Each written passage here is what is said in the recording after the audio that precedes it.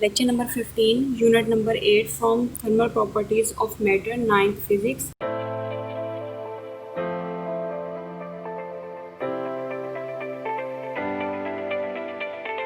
आज का जो टॉपिक डिस्कस करने हैं जस्ट वो एवोपरेशन से रिलेटेड है। Topic discussion here evaporation factors principle के सबसे पहले जो है हमने एवोपरेशन की जो है उसकी डेफिनेशन को डिस्कस करना है कि कौन कौन से फैक्टर्स हैं जो एवोपरेशन पर इफ़ेक्ट कर रहे होते हैं और एवोपरेशन जो है उसका प्रिंसिपल, ये जो है आज के चैप्टर में जो है हम डिस्कस करेंगे टॉपिक में। तो सबसे पहले अगर हम इसकी यहीं से ही इसकी डेरिवेशन कर लें, एवोपरेशन का मतलब होता है कि लिक्विड का गैस में चले जाना, यानी कि लिक्विड का स्टीम में बुखारात में तब्दील हो जाना।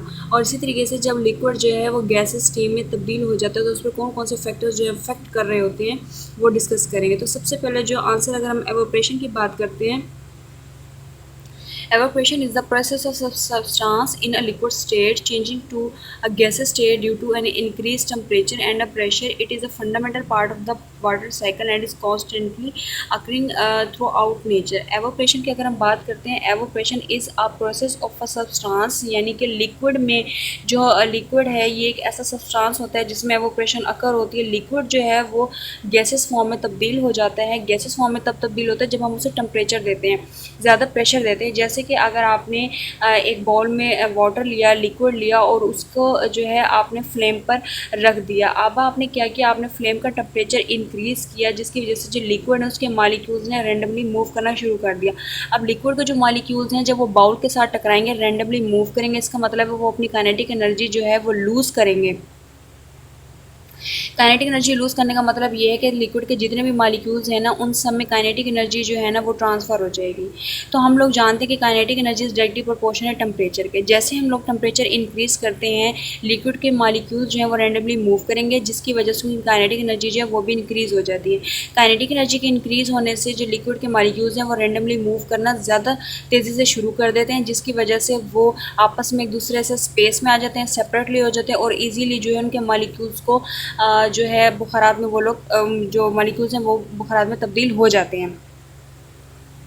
तो बेसिकली एवोपरेशन का जो कंसेप्ट है वो जस्ट हमें ये बताता है कि काइनेटिक एनर्जी जो है ये टेम्परेचर के डायरेक्टली प्रोपोर्शन है। जैसे आप टेम्परेचर यानी फ्लेम का टेम्परेचर आप इंक्रीज़ करते हैं, जब बाउल के नीचे जो आपने फ्लेम लगाया हुआ होता है जब उसका टेम्परेचर आप इंक्रीज़ करते हैं तो टेम्परेचर के इंक्रीज़ होने से जो लिक्विड के मॉलिक्यूल्स हैं वो आपस में रैंडमली मूव करने शुरू कर देते हैं। रैंडमली मूव क्यों करते हैं? क्योंकि उनके दरमियान की काइनेटिक एनर्जी इंक्रीज़ हो जाती है।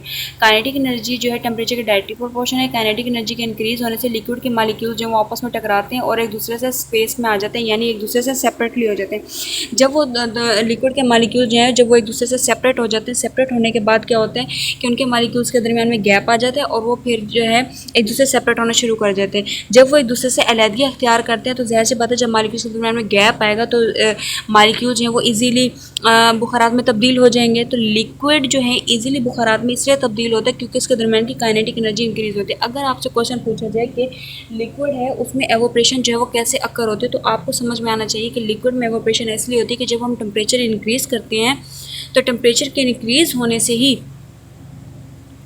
जो लिक्विड के मॉलिक्यूल्स हैं उनके दरमियान की काइनेटिक एनर्जी इंक्रीज़ हो जाती है। रैंडमली वो मॉलिक्यूल्स हैं आपस में मूव करना शुरू कर देते हैं। जब वो आपस में सेपरेट हो जाते हैं तो जाहिर सी बात है वो इजीली बुखारात में तब्दील हो जाते हैं, यानी कि गैसेस फॉर्म में तब्दील हो जाते हैं। वाटर साइकिल का मतलब ये है कि वाटर जो एक बेस्ट एग्जाम्पल है एवोपरेशन, क्योंकि water is such a liquid और लिक्विड ही गैस में तब्दील होता है। गैस गैस में कभी तब्दील नहीं होती एवोपरेशन के प्रोसेस में। इसी तरीके से एवोपरेशन के प्रोसेस में सॉलिड भी कभी गैस में तब्दील नहीं होता, ठीक है, वो सब्लिमेशन का प्रोसेस आ जाता है। जबकि एवोपरेशन की जब हम बात करते हैं तो एवोपरेशन में जैसे हम लिक्विड को लेते हैं और वाटर जो एक बेस्ट एग्जांपल है इस पूरे प्रोसेस को समझने के लिए। तो सबसे पहले मैंने आपको स्लाइड्स इसको डिस्कस करवा दिया। Evaporation is the process of a substance in a liquid state changing to a gaseous state due to an increase in temperature and pressure. It is a fundamental part of the water cycle and is constantly occurring throughout the nature. कि water जो है ये एक naturally occurring एक ऐसा liquid है जो कि गैसेस फॉर्म में तब्दील हो जाता है। क्यों? क्योंकि जब हम टेम्परेचर इंक्रीज़ करते हैं तो लिक्विड जो है उसके मॉलिक्यूल्स रैंडमली मूव करना शुरू कर देते, काइनेटिक एनर्जी इंक्रीज़ हो जाती है। अब हम आते हैं आपकी बुक पे, पेज नंबर 182 जो है अपने बुक का ओपन करें, unit number 8 thermal properties of matter. 8.7 article है द एवोपरेशन। उसकी रेड ब्लॉक में अगर आप यहाँ पे जो है डेफिनेशन देखें पेज नंबर 182 पे, evaporation is the changing of a liquid into vapours यानी gases from the surface of the liquid without heating it. Without heating it का मतलब क्या है, अब आप मेरी बात सुने। लिक्विड के मॉलिक्यूल जो है ना, अगर आप उसको हीट नहीं करते, फर्स्ट करें आप उसको हीट नहीं करें, वैसे एवोपरेशन के लिए हीट जो है वो बहुत ज़रूरी होती है, लेकिन सेकंड केस की अगर हम बात करें, अगर आप उसको हीट भी नहीं दे रहे फिर भी लिक्विड जो बुखार में तब्दील होता है, क्यों?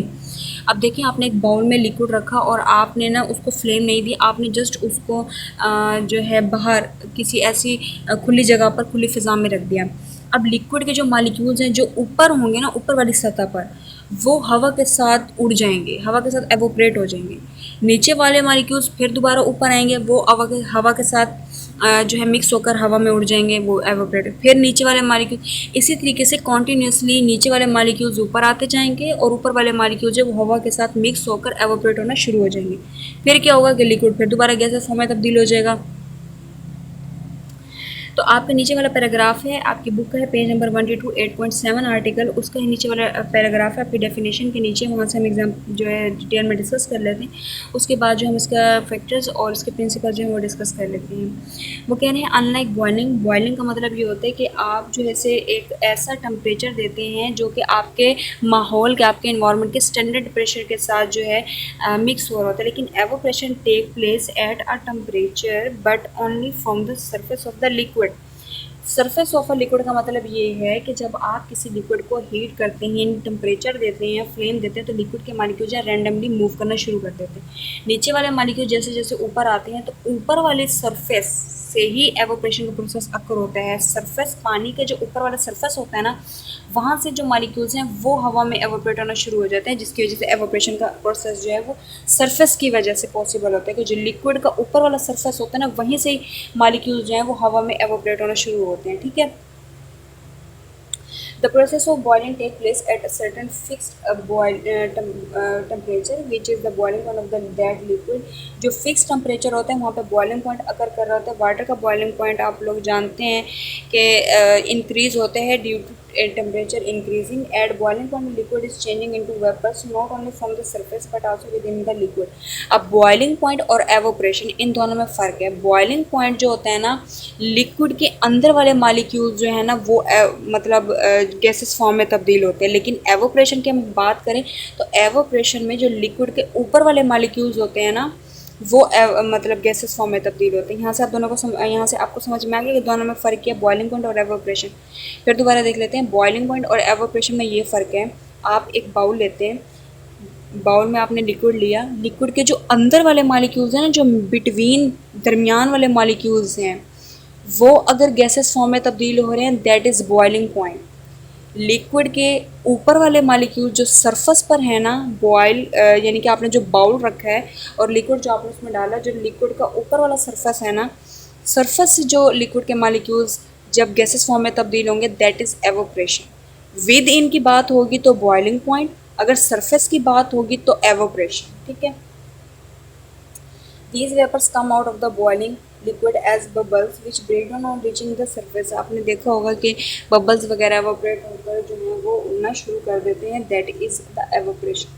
Evaporation plays an important in our daily life. Evaporation आप जानते हैं कि हमारी डेली लाइफ में भी अहम किरदार अदा करती है। सबसे पहले अगर हम इसको देखें, यह एक कूलिंग प्रोसेस है। Evaporation it is a cooling process. क्यों? आपने देखा होगा जब आपको बहुत ज़्यादा पसीना आता है, स्वेटनिंग जो है आप बहुत ज़्यादा फील कर रहे होते हैं गर्मियों में, और फिर है अचानक यानी कि फ़ैन जो है वो ऑफ है, ठीक है, आपको पसीना आया, स्वेटनिंग हुई, आपकी बॉडी जो पूरी वेट हो गई यानी कि गीली हो गई, अचानक लाइट आती है, ठीक है, और जो आपका फ़ैन है वो ऑन हो जाता है। फ़ैन से जो हवा आई वो आपके बॉडी के ऊपर जो लिक्विड के मॉलिक्यूल्स थे यानी कि जो पसीना था उससे टकराई। अब वो लिक्विड जो है वो फ़ैन की हवा के साथ मिक्स होकर उड़ गया, लेकिन क्या हुआ कि आपकी बॉडी ने जो है कूलिंग फील की, ठंडक महसूस की। क्यों? क्योंकि एवोपरेशन जो है वो कूलिंग काज करता है, ठंडक काज करता है। आप अक्सर देख रहे होंगे जब आपको पसीना आता है, अचानक लाइट आती है तो पसीना आपका ख़त्म हो जाता है, यानी बॉडी जो है वो ड्राई हो जाती है, तो आप एक ठंडक फील कर रहे होते हैं, दैट इज़ एवोपरेशन। ठीक है। और उसके बाद है फिर मैंने आपको काइनेटिक एनर्जी का भी कॉन्सेप्ट समझाया था, दोबारा समझा देते हैं। जैसे कि काइनेटिक एनर्जी और टेम्परेचर और काइनेटिक एनर्जी दोनों दूसरे के डायरेक्टली प्रोपोर्शनल है, लेकिन लिक्विड की सरफेस मैंने आपको बताया था जैसे जैसे मॉलिक्यूल्स नीचे से ऊपर आते जाएंगे, सरफेस पर आते जाएंगे, वैसे ही लिक्विड के जो मॉलिक्यूल्स हैं वो गैसेस फॉर्म में तब्दील होना शुरू हो जाएंगे। ठीक है, इसी तरीके से काइनेटिक एनर्जी जो है वो पॉसिबल हो जाएगी टेम्परेचर ज़्यादा बढ़ाने से। लिक्विड के मॉलिक्यूल्स जो है वो नीचे से ऊपर आना शुरू हो जाएंगे। Evaporation take place at all temperature from the surface of the liquid. The rate of evaporation is affected by various factors. अब मेरी बात, एवोपरेशन और बॉइलिंग पॉइंट में एक फ़र्क तो हमने ये पढ़ा था जब विद इन लिक्विड की बात है कि जो वो लिक्विड है वो गैसेस फॉर्म में तब्दील हो रहा है विद इन लिक्विड की, तो हम लेंगे बॉइलिंग पॉइंट। लेकिन अगर हम सरफेस की बात करेंगे कि सरफेस से लिक्विड जो गैसेस फॉर्म में तब्दील हो रहा है, that is evaporation. Second difference आ जाता है बॉइलिंग पॉइंट और एवोपरेशन में कि बॉइलिंग पॉइंट जो है ना ये फिक्स्ड टेम्परेचर के लिए होता है। बॉइलिंग पॉइंट किसके लिए होता है? Boiling point is used for the fix temperature. लेकिन अगर हम बात करते हैं एवोपरेशन की, एवोपरेशन जो होता है ये हर लिहाज से टेम्परेचर पर पॉसिबल, मतलब इसमें हर किस्म का टेम्परेचर जो है वो पॉसिबल होता है। बॉइलिंग पॉइंट में फिक्स टेम्परेचर चाहिए होता है, लेकिन एवोपरेशन में फिक्स टेम्परेचर नहीं चाहिए होता। एवोपरेशन जो होती है ये हर टेम्परेचर पर जो है टेक प्लेस कर जाती है। ठीक है, प्रिंसिपल जो है बेसिक एवोपरेशन का वो भी यही है। Basic principle, evaporation is a process by which a liquid is brought to its boiling point by external heating thereby transforming the water into vapours which escapes from the surface of the liquid on the rate of heat transfer from the heating surface into the liquid. Basic principle जो evaporation का है ना वो ये है कि जब liquid को हम टेम्परेचर देते हैं बहुत ज़्यादा, तो लिक्विड के दरमियान में जो मॉलिक्यूल्स हैं यानी कि काइनेटिक एनर्जी जो है वो मॉलिक्यूल्स में ट्रांसफ़र होती है, जिसकी वजह से जो लिक्विड के मॉलिक्यूल्स हैं वो सेपरेटली जो है एक दूसरे से मूव करना शुरू कर देते हैं। जैसे ही वो एक दूसरे से सेपरेट होते हैं, जैसे बाद में उनके दरमियान की हाइड्रोजन बॉन्डिंग वो वीक हो जाती है, तो जो मॉलिक्यूल्स हैं वो ईजीली गैसेस फॉर्म में तब्दील हो जाते हैं। ठीक है, तो ये होता है कि एवोपरेशन का बेसिक प्रिंसिपल ये है कि लिक्विड के जो नीचे वाले मॉलिक्यूल्स हैं ना उनको सरफेस पर लाना और सरफेस से ही लिक्विड का गैसेस फॉर्म में तब्दील हो जाना, ये एक बेसिक प्रिंसिपल है एवोपरेशन का। एवोपरेशन का जो बेसिक प्रिंसिपल है वो क्या है कि लिक्विड के जो आपने बाउल लिया उसमें आपने लिक्विड लिया, लिक्विड के जो नीचे वाले मॉलिक्यूल्स हैं ना, जब वो नीचे वाले मॉलिक्यूल्स जब सरफेस पर आते हैं और सरफेस से वो उड़कर हवा में चले जाते हैं, एवोपरेशन हो जाती है, तो वो एवोपरेशन का प्रोसेस कहलाता है। यानी कि बेसिक प्रिंसिपल आपको ये बता रहा है एवोपरेशन कि लिक्विड का आप बॉटम से तह से लिक्विड के मॉलिक्यूल्स का ऊपर वाली सतह पर आ जाना और ऊपर वाली सतह से हवा में एवोपरेट हो जाना, ये एक बेसिक प्रिंसिपल है एवोपरेशन का। उसके बाद जो है फैक्टर्स हैं जो एवोपरेशन पर इफ़ेक्ट कर रहे होते हैं, इन फैक्टर्स को है विद इन डिटेल जो हम डिस्कस कर लेते हैं। सबसे पहले जो है टेम्परेचर, कि एवोपरेशन पर टेम्परेचर जो है वो किस लिहाज से इफ़ेक्ट कर रहा होता है वो हमने जो है डिस्कस करना है डिटेल में। सबसे पहले आपकी स्लाइड में जो है एवोपरेशन को टेम्परेचर के लिहाज से डिस्कस कर लेते हैं, उसके बाद आपकी बुक से डिस्कस करेंगे ताकि आपके पास जो कंसेप्ट एवोपरेशन का टेम्परेचर का आपस में जो डायरेक्टली रिलेशन है वो आपको ईजिली कवर अप हो जाए और आपको ईजिली इसका कंसेप्ट भी क्लियर हो जाए। तो सबसे पहले हम बात करते हैं टेम्परेचर की। The rate of evaporation increase और increasing temperature of the liquid. अब आपको ये बात पता होनी चाहिए कि टेम्परेचर जो है ना ये एवोपरेशन और टेम्परेचर ये दोनों एक दूसरे के क्या हैं? डायरेक्टली प्रोपोर्शनल है। एवोपरेशन और temperature both are directly proportional to each other. जैसे हम टेम्परेचर इंक्रीज करते हैं वैसे ही एवोपरेशन जो है वो बहुत ज़्यादा इंक्रीज़ हो जाती है। टेम्परेचर के इंक्रीज़ करने से लिक्विड जो है वो इजीली गैसेस फॉर्म में तब्दील हो जाता है। इसकी बेस्ट एग्जांपल आप यहाँ से देख लें, आइस है, बर्फ़ है, ठीक है।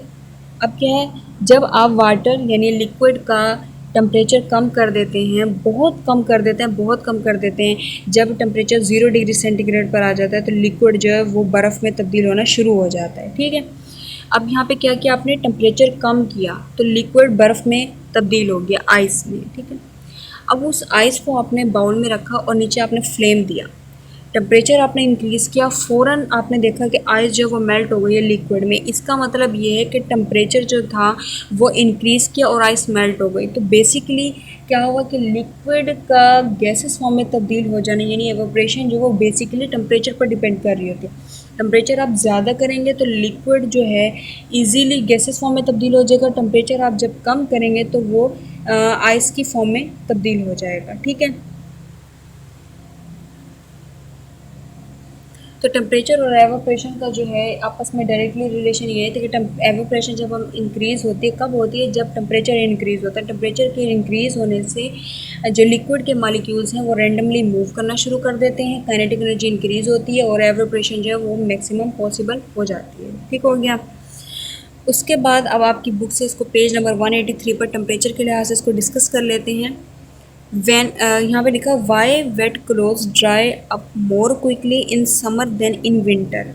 यानी कि आप जो है आप कपड़ों को धोते हैं और आपके कपड़े जो हैं वो आसानी से बहुत तेज़ी से खुश्क हो जाते हैं गर्मियों के मौसम में, सर्दियों में खुश्क क्यों नहीं होते? इसके बेसिकली रीज़न ये है कि गर्मियों में जो सूरज है वो आपने देखा होगा उसकी तपिश बहुत ज़्यादा होती है, सूरज जो है वो हीट अप होता है, उसकी हरारत बहुत ज़्यादा होती है, उसका टेम्परेचर बहुत ज़्यादा होता है, जिसकी वजह से जब आप कपड़ों को धोते हैं और आप उनको बाहर फ़िज़ा में जैसे ही उनको लटकाते हैं तो आपने देखा होगा कि इजीली जो कपड़ों के अंदर पानी होता है वो एवोपरेट होना शुरू हो जाता है, वो बुखारात में तब्दील होना शुरू हो जाता है। क्यों? क्योंकि सूरज की रोशनी, सूरज की तपिश ही इतनी है, सूरज का टेम्परेचर इतना ज़्यादा है कि वो लिक्विड जो बुखारात में तब्दील हो गया। लेकिन जब आप बात करते हैं सर्दियों की, सर्दियों में तो सूरज नहीं होता, अब्र आलूद होता है ना, फ़िज़ा बिल्कुल ठंडक होती है। तो आप मुझे बताएं जब ठंडक होगी तो वो पानी कैसे एवोपरेट होगा? वो तो कपड़ों में वैसे ही रहेगा पानी जिस तरह आपने धोकर लटकाया। तो इसका मतलब ये है कि गर्मियों में जो आपके कपड़े हैं वो इजीली खुश्क क्यों हो जाते हैं? क्योंकि सूरज होता है, सूरज मौजूद होता है, सूरज की रोशनी बहुत ज़्यादा होती है, तो उसकी हीट बहुत ज़्यादा होती है, उसकी टेम्परेचर बहुत ज़्यादा होता है, तो ईज़िली जो लिक्विड है वो एवोपरेट होना शुरू हो जाता है। At high temperature more molecules of liquid are moving with high velocity. मैंने आपको बताया था कि टेम्परेचर जब ज़्यादा होता है तो काइनेटिक एनर्जी ज़्यादा होती है। काइनेटिक एनर्जी ज़्यादा है इट मीन्स टेम्परेचर बहुत ज़्यादा है। आपने इक्वेशन देखी होगी, kinetic energy is equal to half mv²। Kinetic energy जो है ये वेलोसिटी के डायरेक्टली प्रोपोर्शनल है। इसका मतलब ये है कि अगर टेम्परेचर बढ़ रहा है तो काइनेटिक एनर्जी बढ़ रही है, क्योंकि टेम्परेचर और काइनेटिक एनर्जी में डायरेक्टली प्रोपोर्शनल है, प्रोपोर्शनल रिएक्शन है। इसी तरीके से काइनेटिक एनर्जी और वेलोसिटी में भी डायरेक्ट रिलेशन है। तो जब टेम्परेचर इंक्रीज़ होगा काइनेटिक एनर्जी इंक्रीज़ होगी, काइनेटिक एनर्जी इंक्रीज़ होगी तो वेलोसिटी इंक्रीज़ होगी। इट मीन्स आफ्टर कंक्लूजन हमने ये निकाला कि टेम्परेचर के इंक्रीज़ होने से लिक्विड की जो वेलोसिटी है वो भी इंक्रीज़ हो गई। ठीक है, यानी कि टेम्परेचर ज़्यादा किया तो लिक्विड के मॉलिक्यूल्स जो हैं उनकी वेलोसिटी बहुत हाई हो गई। क्यों? क्योंकि वेलोसिटी जो है वो काइनेटिक एनर्जी पर डिपेंड कर रही है और काइनेटिक एनर्जी टेम्परेचर पर डिपेंड कर रही है। अगर टेम्परेचर ज़्यादा है तो काइनेटिक एनर्जी ज़्यादा है, काइनेटिक एनर्जी ज़्यादा है वेलोसिटी ज़्यादा है, वेलोसिटी ज़्यादा है तो टेम्परेचर ज़्यादा है। ठीक हो गया। 10 more molecules escape from its surface. इसी तरीके से बहुत से मालिक्यूल्स जो हैं वो लिक्विड की सतह से एवोपरेट होना शुरू हो जाते हैं। Thus evaporation is faster at high temperature than at low. तो आपसे यहाँ पे ये मैंने आपको कंक्लूजन बता दिया कि एवोपरेशन तब ज़्यादा होती है जब टेम्परेचर ज़्यादा होती है, टेम्परेचर ज़्यादा होता है। इसका मतलब ये है कि टेम्परेचर ज़्यादा है तो एवोपरेशन ज़्यादा है, टेम्परेचर कम तो एवोपरेशन कम। तो यहाँ से रिलेशन क्या निकलता है कि टेम्परेचर और एवोपरेशन दोनों एक दूसरे के क्या हैं, डायरेक्टली प्रोपोर्शनल है। ठीक है। सेकंड आ जाता है सरफेस एरिया, कि सरफेस एरिया एवोपरेशन में क्या अहम किरदार अदा कर रहा है। तो वो देखने सबसे पहले स्लाइड से डिस्कस कर लेते हैं, उसके बाद पेज नंबर 183 अपनी बुक का ओपन आपने क्या हुआ है वहाँ से सरफेस एरिया को डिस्कस कर लेते हैं। Surface area, the rate of evaporation increase on increasing the surface area of the liquid. अब आपने देखा, मेरी बात सुने, एक आपने लिया छोटा बाउल, ठीक है, एक आपने लिया बड़ा बाउल, दोनों में लिक्विड डालें, आप दोनों को चेक करेंगे तो जिस बाउल की विड्थ चौड़ाई बहुत ज़्यादा है वहाँ से लिक्विड के जो मॉलिक्यूल्स हैं वो इजीली हवा में एवोपरेट होना शुरू हो गए हैं। क्यों? क्योंकि जो आपने बाउल लिया उसकी चौड़ाई बहुत ज़्यादा है, लिक्विड आपने डाला तो ज़ाहिर सी बात है लिक्विड के मॉलिक्यूल्स भी आपस में उसी लिहाज से मतलब अगर बाउल चौड़ा है तो लिक्विड के मॉलिक्यूल उसी लिहाज से फैलते जाएंगे। जितने लिक्विड के मॉलिक्यूल्स आपस में फैलेंगे, ठीक है, एक दूसरे से सेपरेट होंगे, हाइड्रोजन बॉन्डिंग वीक हो जाएगी। मॉलिक्यूल्स के एक दूसरे से सेपरेट होने से हाइड्रोजन बॉन्डिंग वीक हो गई तो लिक्विड के मॉलिक्यूल जो इजीली एवोपरेट होना शुरू हो जाएंगे। अब बात करते हैं उस बाउल की जिसका सरफेस एरिया, जिसकी विड्थ बहुत कम है। तो जाहिर सी बात है लिक्विड के मॉलिक्यूल्स आपस में एक दूसरे के साथ जकड़े रहेंगे, टाइटली बॉन्डेड होंगे। जब टाइटली बॉन्डेड होंगे तो हाइड्रोजन बॉन्डिंग बहुत ज़्यादा स्ट्रॉन्ग होगी। तो आप मुझे बताएं कि लिक्विड के मॉलिक्यूल इजीली एवोपरेट कैसे होंगे। तो बेसिकली एवोपरेशन जो है सरफेस एरिया पर डिपेंड कर रही होती है। जितना ज़्यादा सरफेस एरिया होता है एवोपरेशन उतनी ही ज़्यादा होती है। जितना सरफेस एरिया कम उतनी एवोपरेशन कम। और आपकी बुक से भी इसको पढ़ लेते हैं सरफेस एरिया को। Y water evaporate faster when separate over large area. वो कह रहे हैं कि पानी जो है वो इजीली तेज़ी से एवोपरेट कैसे होता है जब पानी जो है वो लार्जर एरिया में होता है। आप यहाँ से खुद एग्जांपल देख लें। आपने गिलास में पानी लिया, ठीक है, और एक देगची उसमें आप पानी ले लें, तो आपने खुद नोट करेंगे कि जो देगची वाला पानी है वो इजीली एवोपरेट होगा क्योंकि वहाँ पर लिक्विड के मॉलिक्यूल्स फैले हुए हैं, सेपरेट है, हाइड्रोजन बॉन्डिंग वीक हो गई है।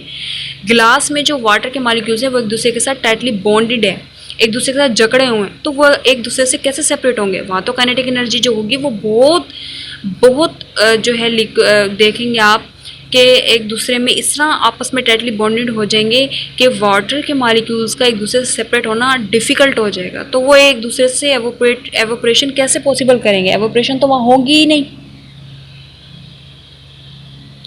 Larger is the surface area of the liquid, greater number of molecules has a change to escape from its surface। तो यहाँ से आपकी लाइन भी वाज़े हो गई कि जितना ज़्यादा सरफेस एरिया ज़्यादा होता है उतने ही लिक्विड के जो मॉलिक्यूल्स हैं वो सरफेस एरिया पर एस्केप यानी कि फैलते हैं, उतनी ही ज़्यादा लिक्विड के मॉलिक्यूल्स में क्या होती है? एवोपरेशन होती है। ठीक हो गया। उसके बाद आ जाती है ह्यूमिडिटी ऑफ एयर, नमी। The amount of water vapours present in air is called the humidity. अक्सर आपने गर्मियों के मौसम में देखोगे कि कभी ऐसा होता है कि गर्मी कम होती है लेकिन पसीना बहुत ज़्यादा आ रहा होता है। जब गर्मी बहुत कम होती है, गर्मियों के मौसम में भी आपने नोट किया होगा कि जब गर्मी कम होती है आप लोग अक्सर ही कह रहे होते हैं कि यार आज तो गर्मी कम है लेकिन पसीना क्यों आ रहा है? वो इसलिए क्योंकि जो लिक्विड है ना वो हवा में मौजूद है। हवा में लिक्विड की मौजूदगी जाहिर कर रही होती है कि हवा के अंदर नमी है जिसकी वजह से आपको पसीना आता है। उसके बाद आ जाती है वाइंड स्पीड, हवा का तेज़ी से चलना। जितनी ज़्यादा हवा तेज़ी से चलेगी उतनी ट्रांसपायरेशन ज़्यादा होगी, उतनी ही आपने जो गीले कपड़े लटकाए हैं मॉलिक्यूल्स जो हैं लिक्विड के उतनी ही तेज़ी से कपड़ों में से बाहर निकलेंगे और गैसेस फॉर्म में चले जाएंगे। वाइंड की स्पीड जो है वो वाइब्रेशन पर इसलिए डिपेंड कर रही होती है कि वाइंड यानी कि विंड, हवा जितनी तेज़ी से चलेगी उतनी ही लिक्विड के मॉलिक्यूल्स जो हैं गीली जगह से हवा में एवोपरेट होंगे यानी कि गैसेस फॉर्म में तब्दील होंगे। ठीक हो गया। Nature of a liquid page number 183 पर है लास्ट पॉइंट कि एवोपरेशन जो है वो लिक्विड की नेचर पर डिपेंड कर रही होती है। आपने देखा होगा लिक्विड के नेचर यानी कि एक है सेपरेट और एक है water. Liquid differ in the rate at which they evaporate. Spirit a few drops either spirit on your palm you feel cool. Why? देखो जो सेपरेट है ना ये ठंडक महसूस करता है, ठीक है। गैसोलीन देख लें और वाटर देख लें। गैसोलीन जो है एक ऐसा मॉलिक्यूल है जिसके जो है मॉलिक्यूल्स आपस में टाइटली बॉन्डेड होते हैं। इसमें एवोपरेशन जो है वो होती है बट बहुत कम होती है क्योंकि मॉलिक्यूल्स जो है वो एक दूसरे से, ये एक फ्लूइड होता है ना, फ्लूइड यानी कि सॉलिड और लिक्विड का मिक्सचर होता है। तो फ्लूइड है तो जाहिर सी बात है इसकी एवोपरेशन जो है वो डिफ़िकल्ट होगी एज़ कम्पेयर टू वाटर, क्योंकि वाटर जो है इट इज़ लिक्विड, बल्कि गैसोलीन की अगर हम बात करें it is liquid plus solid is equal to fluid. Gasoline एक फ्लूइड है जबकि लिक्विड जो एक लिक्विड है।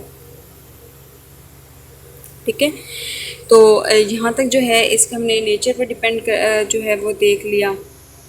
तो ये वाले जो टॉपिक्स थे ये हमने आज के लेक्चर में डिस्कस कर लिए। एवोपरेशन जो है ये एक इम्पोर्टेंट लॉन्ग क्वेश्चन है और आपने इसको किस तरह अटैम्प्ट करना है। सबसे पहले तो आपने इसकी डेफिनेशन लिखनी है एवोपरेशन की। आप अपनी बुक को ही फॉलो करें। यहाँ से मैंने आपको जैसे आपको ईजी तरीके से समझाना होता है इसलिए आपको आसान वर्डिंग में मैं बता देती हूँ। अगर आपको यहाँ से बेस्ट लगे दैट तो ये आपके लिए बहुत अच्छा है। It's a good choice for all of you. ठीक है, आप यहाँ से भी देख लें, बुक से देख लें, जहाँ से आपको इजी लगे वहाँ से आप देख लें। तो पेज नंबर 182 पे जो एवोपरेशन का आर्टिकल 8.7 ये इसकी डेफिनेशन। ठीक है, फिर आपने बताना है कि काइनेटिक एनर्जी और टेम्परेचर पर किस तरह एवोपरेशन जो इफेक्ट कर रही होती है, मतलब कि टेम्परेचर और काइनेटिक एनर्जी का आपस में क्या रिलेशन है, ये दोनों एवोपरेशन पर किस तरह इफेक्ट कर रहे होते हैं। ठीक है, फिर आपने प्रिंसिपल लिखना है इसका। प्रिंसिपल लिखने के बाद आपने इसके फैक्टर्स लिखने हैं और फैक्टर्स को अपने डिटेल में लिखना है। जितने आपकी बुक में दिए गए हैं सारे के सारे लिखने, तब जाके आपका लॉन्ग क्वेश्चन जो है वो इजीली अटैम्प्ट होगा और क्लियर जो है वो एग्जामिनर को जब समझ में आएगा। अगर आप जो है इसको क्लियर नहीं लिखेंगे तो ज़ाहिर सी बात एग्जामिनर भी यही समझेगा कि आपने उसको अच्छे तरीके से नहीं समझाया है। बेसिकली लॉन्ग क्वेश्चन जो है ये एक लॉन्ग क्वेश्चन नहीं है, ये जस्ट ये होता है कि आपने क्या समझा अपनी बुक से, आपने क्या कॉन्सेप्ट लिया और आपने किस तरह डिलीवर करना है अपने एग्जामिनर को, इसको बोलते हैं लॉन्ग क्वेश्चन। जब आप अपनी बुक से पढ़ेंगे, आपने स्लाइड्स पढ़ने के बाद जब अपनी बुक से रीड करेंगे, आपको एक एक लफ्ज़ जब समझ में आएगा, जब आप उसको अपने रजिस्टर पर अपने नोटबुक पर लिखेंगे या एग्ज़ाम में अगर ये लॉन्ग क्वेश्चन आ जाता है जब आप वहाँ पर लिखेंगे तो आपने इसी तरीके से इसको एक्सप्लेन करना है जिस तरह मैंने आपको समझाया, स्टेप बाय स्टेप एक एग्जाम्पल देनी है, आपने कोई डायग्राम अच्छी सी बना लीजिएगा। तो इससे क्या होगा कि एग्जामिनर पर अच्छा इफेक्ट पड़ेगा और दूसरी कि आपके जो लॉन्ग क्वेश्चन में मार्क्स हैं वो भी फुल मिलेंगे। अक्सर ये होता है बच्चे जो हैं लॉन्ग क्वेश्चन बहुत अच्छा अटैम्प्ट करके आते हैं, दो दो तीन तीन शीटों का, लेकिन फिर भी उनके मार्क्स कम होते हैं लॉन्ग क्वेश्चन में। बेसिकली शीट्स भरना मैटर नहीं करता, शीट्स का भरना मैटर नहीं करता कि आप एक लॉन्ग क्वेश्चन पे आप 3 शीट्स लगा रहे हैं, 4 लगा रहे हैं, 5 लगा रहे हैं, लेकिन आपने उसको क्लियर नहीं समझाया तो इतनी ज़्यादा शीट्स भरने का आपको फ़ायदा कुछ भी नहीं है जब आप एग्ज़ामिनर को अच्छे तरीके से समझा ही नहीं सकते। लिहाजा आपने जो है इसको ऐसे करना है, बेशक आप 1 या 1.5 पेज का लॉन्ग क्वेश्चन लिख लें बट उसको अच्छे तरीके से स्टेप बाय स्टेप एक्सप्लेन करके समझाएं एग्ज़ामिनर को। जब आप अच्छे तरीके से समझाएंगे एग्जामिनर को पता होगा हाँ इस बच्चे ने कुछ समझा है, कुछ लर्न किया और वो मुझे समझाना चाह रहा है, तो वो इम्प्रेस तभी होगा। ठीक है, तो आपने क्या करना है, इस लॉन्ग क्वेश्चन को ऐसे ही जो है इजीली समझना है। मैंने आपको समझा दिया और अच्छे तरीके से समझाया, एक एक वर्ड को मैंने बार बार आपको समझाया, अगेन समझा दिया इसको मैंने, एक एक लाइन को खुलकर समझाया है, आपके घर की एग्जांपल देकर आपको समझाया है ताकि आपकी रोज़मर्रा की ज़िंदगी में जो आप काम करते हैं उससे जब आप समझेंगे तो आपको ये टॉपिक अच्छे तरीके से समझ में आएगा। ठीक है, और फिर आपकी बुक से भी आपको लर्न करवा दिया मैंने, यहाँ से भी मैंने आपको समझा दिया जो आपको बेस्ट लगे, लेकिन आप लॉन्ग क्वेश्चन ऐसे ही अटैम्प्ट करें। डेफिनेशन देनी है, एक्सप्लेनेशन देनी है, फैक्टर्स लिखने हैं, प्रिंसिपल्स लिखने हैं, डायग्राम बनानी है और एक्सप्लेन अच्छी तरीके से करना है, पॉइंट लिखना है, पेन मार्कर ETC आप अब यूज़ करें तो फिर आप देखें आपको लॉन्ग क्वेश्चन में किस मार्क्स नहीं मिलते फुल। लिहाजा एवोप्रेशन वाला टॉपिक मैं आपको बार बार कह रही हूँ, it's a very important for your exam. So आपने इसको अच्छे तरीके से करना है, अच्छे तरीके से इसको समझना है। ठीक है, क्योंकि एक यही बेस्ट वे होते हैं लॉन्ग क्वेश्चन। लॉन्ग क्वेश्चन पता है क्या, लॉन्ग क्वेश्चन में आप लोग जिस तरीके से कर रहे होते हैं ना, that's a very good, but attempt करने के डिफरेंट मेथड्स होते हैं, तो आपने मेथड एक ही रखना है। डेफिनेशन, एक्सप्लेनेशन, एग्जाम्पल, फैक्टर्स जो हैं यहाँ पे या कोई कुछ भी ऐसा आप लोग क्वेश्चन इजीली जो कर रहे हैं उसको डिटेल में लिखें, विद इन डिटेल। तो आज का जो हमारा टॉपिक था एवोप्रेशन का, ये हमने डिस्कस कर लिया है। एवोप्रेशन की मैंने आपको डेफिनेशन बता दी, इसके फैक्टर्स इफेक्टिव बता दिए, प्रिंसिपल्स बता दिए। तो latent heat of fuel, latent heat of evaporation और एवोप्रेशन का टॉपिक जो है ये आज के लेक्चर में हम लोग कंप्लीट करने लगे हैं। नेक्स्ट लेक्चर जो है आपको नेक्स्ट टॉपिक के साथ डिलीवर करेंगे इंशाल्लाह। तो चैप्टर नंबर 8 के जो ये लास्ट टॉपिक्स थे ये हमने पढ़ लिए, latent heat of fusion, latent heat of vaporization, and after that evaporation. Evaporation is most important long question। ठीक है, और आपके यहाँ पर लिखा हुआ है कूलिंग एंड रेफ्रिजरेटर, ये वाला जो है येलो कलर का आप लोग, ये कोई ख़ास नहीं है, आप इसको ना लिखिए बेशक, लेकिन आपने जो फिगर है 8.13 एवोप्रेशन की फिगर ये आपने बतानी है। यहाँ पर ये बताया जा रहा है कि लिक्विड के मॉलिक्यूल एक दूसरे से जैसे स्केप हुए, सेपरेट हुए, इमीडिएटली उनमें एवोप्रेशन काज होगी, लिक्विड जो है वो इजीली गैस में तब्दील होना शुरू हो गया। ठीक हो गया। सो आपको यहाँ से डेफिनेशन बता दी, इससे एक्सप्लेनेशन भी बता दी, प्रिंसिपल बता दिया। अब दोबारा मैं आपको बता रही हूँ कि बेसिकली बॉइलिंग पॉइंट और एवोप्रेशन में ये फ़र्क है कि एवोप्रेशन जो है ये टेक प्लेस करता है आल टेम्परेचर पर, लेकिन जो बॉइलिंग पॉइंट है इसके लिए फ़िक्स टेम्परेचर चाहिए होता है। एवोप्रेशन जो है और बॉइलिंग पॉइंट में अगर हम बेसिकली एक और डिफरेंस देखें, एवोप्रेशन जो है ये अबव द सरफेस होती है, बॉइलिंग जो है ये बॉइलिंग पॉइंट जो विद इन द लिक्विड होता है। तो यहाँ तक का जो है हमारा जो लेक्चर है वो कंप्लीट होते हैं। नेक्स्ट इंशाल्लाह आपको नेक्स्ट टॉपिक है थर्मल एक्सपेंशन, वो डिस्कस करेंगे। तो यहाँ तक जो था मैंने आपको समझा दिया अच्छे तरीके से। फिर है एवोपरेशन की दोबारा मैं आपको यहाँ पे डेफिनेशन बता देती हूँ। Evaporation is defined as the process of liquid change into gas. An example of evaporation is water turning into steam. तो आपको खुलासा मैंने यहाँ पर बता दी कि एवोपरेशन जो है लिक्विड का गैसेस फॉर्म में तब्दील हो जाना, इसको एवोपरेशन बोलते हैं। इसी एग्जांपल वाटर है कि वाटर है इस सच अ लिक्विड, जब आप इसको टेम्परेचर बहुत ज़्यादा देते हैं तो ये गैसेस फॉर्म में तब्दील हो जाता है। इसका मतलब ये है कि लिक्विड जो इजीली गैसेस फॉर्म में तब्दील हो गया है एट अ गिवन टेम्परेचर। और एवोपरेशन के लिए कोई भी टेम्परेचर जो है वो पॉसिबल होता है पानी को गैस मतलब गैस में तब्दील करने के लिए। ठीक है, तो यहाँ तक का था जो लेक्चर वो कंप्लीट हो गया है। एवोपरेशन की आपको डेफिनेशन भी समझ में आ गई होगी कि एवोपरेशन जो बेसिकली कंसेप्ट आपको क्या दे रहा है कि लिक्विड जो है वो गैसेस फॉर्म में तब्दील होना चाहिए। ठीक है, तो यहाँ तक जो था हमने इस चैप्टर को कंप्लीट कर लिया है। इस टॉपिक को 8.7 आर्टिकल जो हमारा कंप्लीट हो गया है। नेक्स्ट जो है वो 8.8 जो आर्टिकल है वो नेक्स्ट लेक्चर में मैं आपको डिलीवर कर दूँगी, लेकिन एवोपरेशन जो है it is the most important long question. ठीक हो गया, थैंक्स।